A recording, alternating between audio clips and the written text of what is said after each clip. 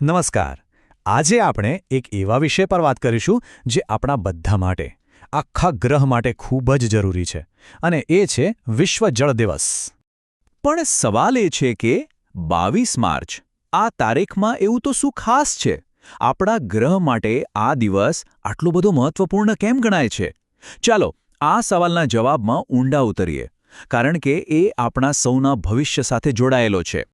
તો ચાલો શરૂઆત કરીએ અને સમજીએ કે આ વિશ્વ જળ દિવસ ખરેખર છે શું અને શા માટે તેની ઉજવણી કરવામાં આવે છે.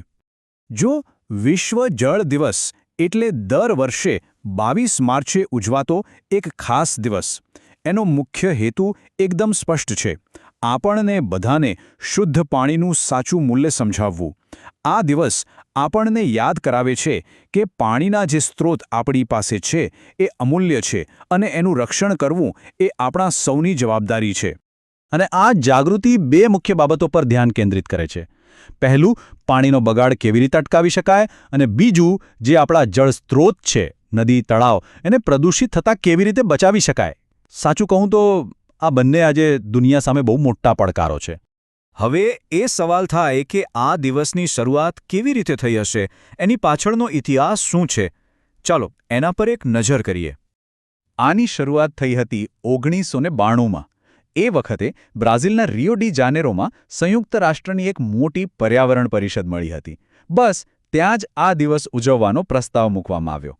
અને પછી બરાબર એક જ વર્ષમાં, એટલે કે 22 માર્ચ 1993ના રોજ આખી દુનિયાએ પહેલીવાર વિશ્વ જળ દિવસની ઉજવણી કરી.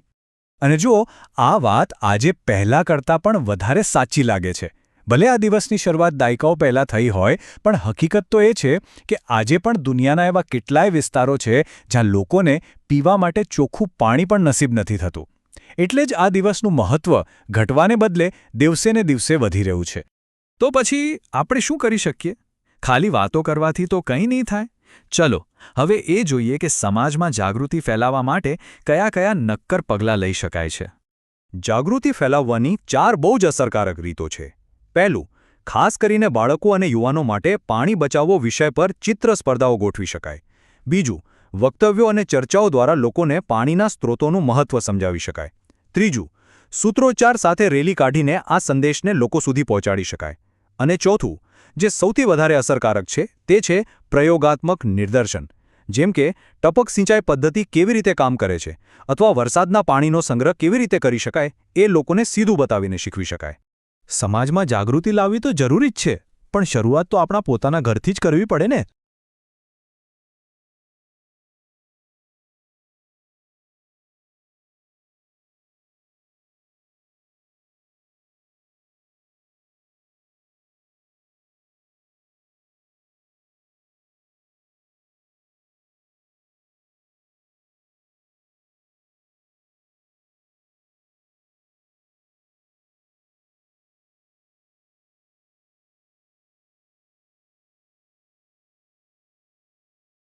આ ઉપાયો એટલા સરળ છે કે કોઈ પણ કરી શકે.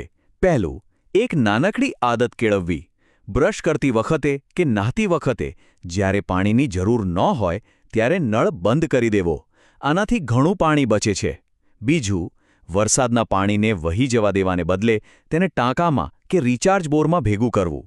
અને ત્રીજું, ઘરમાં ક્યાંય પણ નળ ટપકતો હોય તો એને તરત જ રિપેર કરાવી લેવો. યાદ રાખજો, ટીપે ટીપે સરોવર ભરાય છે. અને અંતે આ બધી જ વાતોનો સારાંશ એક જ વાક્યમાં આવી જાય છે.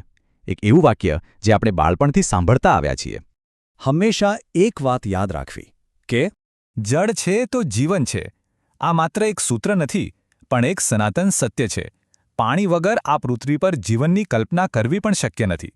તો ચાલો આ વિશ્વ જળ દિવસે આપણે સૌ સાથે મળીને એક સંકલ્પ લઈએ કે પાણીના એક એક ટીપાની કિંમત સમજીશું અને આપણા ભવિષ્યને સુરક્ષિત બનાવીશું.